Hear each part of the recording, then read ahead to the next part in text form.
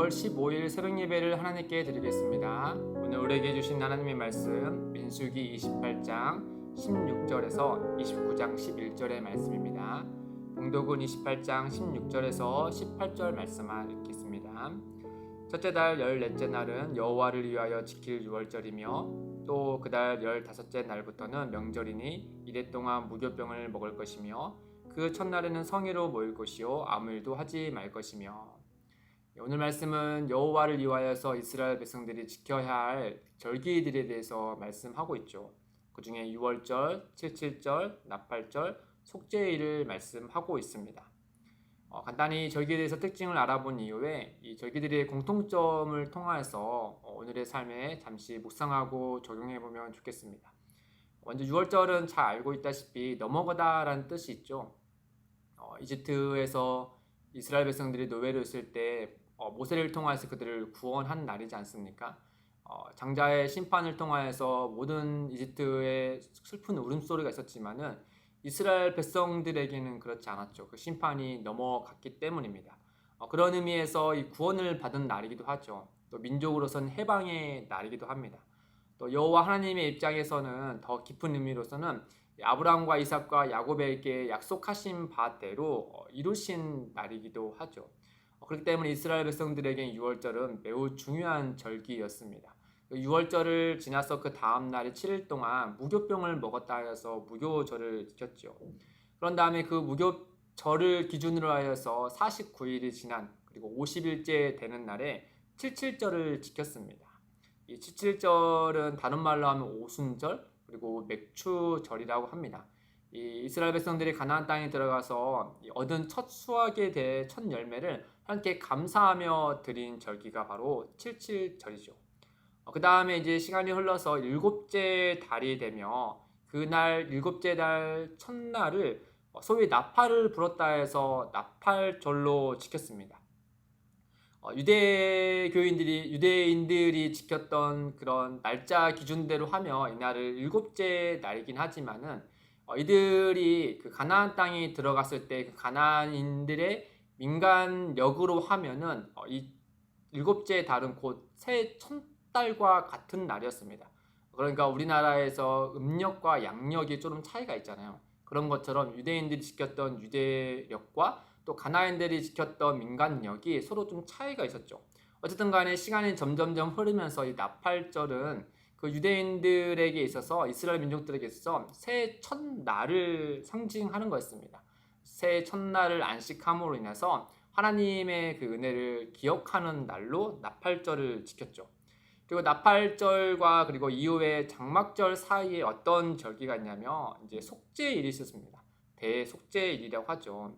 이 대속죄일은 다른 절기와 성격이 조금 달랐어요. 다른 절기들은 온 이스라엘 백성이 모여서 하나님께 감사하고 축하하는 날의 분위기가 더 컸다면 이 속죄일은 그와 정반대로 엄숙한 분위기 속에서 하나님께 속죄 제사를 드렸죠. 온 민족을 대표하여서 속죄하여 제사를 드렸습니다. 29장 7절에 보면은 여기에 하나의 단서가 있어요. 너희의 심령을 괴롭게 하여 라고 말했습니다. 일종의 관용어적인 표현인데 이 너의 심령을 괴롭게 하여라 말은 이제 금식을 선포한 것과 같은 말이에요. 그러니까 이들이 민족의 죄에 대해서 하나님 앞에 참회하는 심정으로 금식을 해가며 그날을 거룩히 지키는 날로 이 민족의 대속죄일로 이 날을 지켰습니다. 그리고 이제 이후에 말씀해 보시면은 내일 살펴볼 말씀에는 초막절 또 장막절이라고 하는 절기까지 같이 나와 있죠. 우리가 방금 살펴본 말씀들 또 절기들의 공통점을 보면은 두 가지를 우리가 발견할 수 있는데 첫째는 모두 이 날을 성회로 모였다라는 점입니다. 이 성회라는 말은 거룩한 소집 또는 거룩한 모임이란 뜻을 가지고 있죠. 그러니까 소집이라고 하면 부르는 사람이 있고 부름 받은 사람들이 있는 게 아니겠습니까? 그러니까 이 날을 부르신 분은 바로 여호와 하나님이시죠. 하나님께서 이스라엘 민족을 예루살렘으로 부르셨습니다. 그리고 부름 받은 자들은 하나님이 택한 이스라엘 백성들이죠. 이 성회로 모인 모든 이들은 하나님 앞에 경배했습니다. 그래서 오늘날로 좀 적용해서 표현하면은 이 공적인 예배의 성격을 띄었다라고 우리가 볼 수 있는 것이죠. 두 번째 공통점은 바로 무엇이냐면 이 날에는 아무 일도 하지 않았다라는 것이죠. 이 아무 일도 하지 않았다는 것은 곧 안식을 뜻한다라는 뜻입니다. 그런데 생각해 보면은 이 절기들 가운데 아무 일을 하지 않은 건 아니었어요. 속죄일을 제외한 절기들 가운데는 음식을 준비했고 또 제사를 드렸고 또 절기를 지키기 위해서 여러 이모저모로 같이 준비하면서 일을 해야 하지 않겠습니까? 그렇기 때문에 아무런 일도 하지 않는 그 날이다라고 생각해서는 안 돼요. 오히려 이 날은 생계를 위하여서 하는 그 노동을 쉬어라라고 말씀하고 있는 것입니다. 그 말은 이 생계를 위하여 하는 그 날을 쉬라고 하는 것은 반대편으로서 하나님께서 이스라엘 민족의 그 생계를 그 생명을 책임져 주신다라는 의미도 같이 포함되어 있는 것이죠. 그래서 일상을 잠시 멈춰 서서 이스라엘 민족들은 본인들이 이렇게 재물을 얻을 능력과 또 삶 가운데 살아갈 일상을 주어진 은혜가 어디에서 비롯된 것인가를 잠시 멈춰 서서 그 날을 안식함으로 하나님을 기억하고 생각하게 하기 위해서 이와 같이 아무 일도 하지 말아라 라고 말씀하는 겁니다.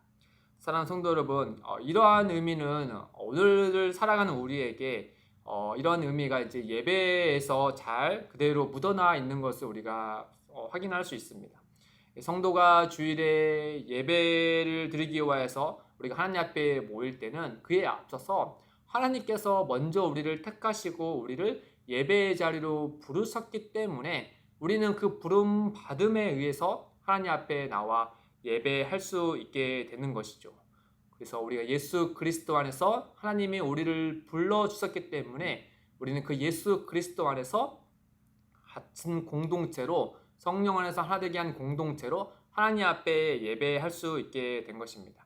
또한 더불어서 예배하는 주일은 단지 일을 쉬는 것으로 그치는 것이 아니고 우리의 평일의 그 일상을 잠시 멈춰 서서 우리의 삶에서 누리는 그 모든 은혜가 어디에서 비롯된 것인가를 우리가 예배를 통하여서 되새기고 기억하고 또 하나님께 감사하게 되는 것이죠.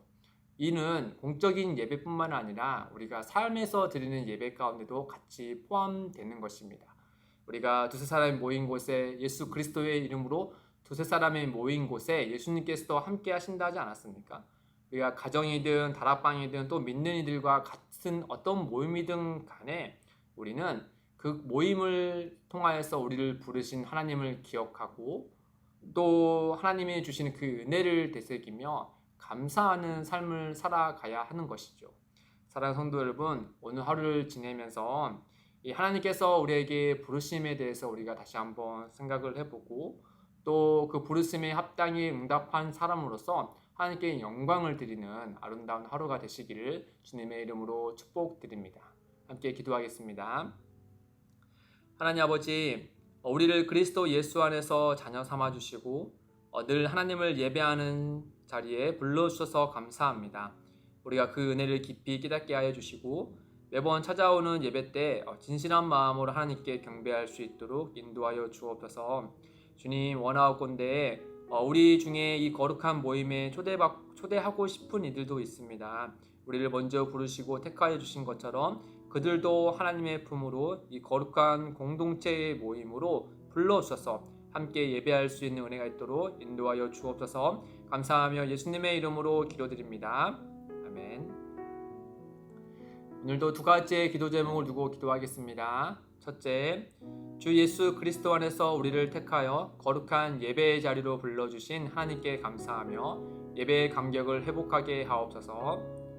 둘째, 기쁨이 되는 교회에서 드리는 모든 예배가 거룩하게 하시고 진리와 사랑으로 성령 충만하게 역사하여 주옵소서. 이를 위해 함께 기도하며 나아가겠습니다.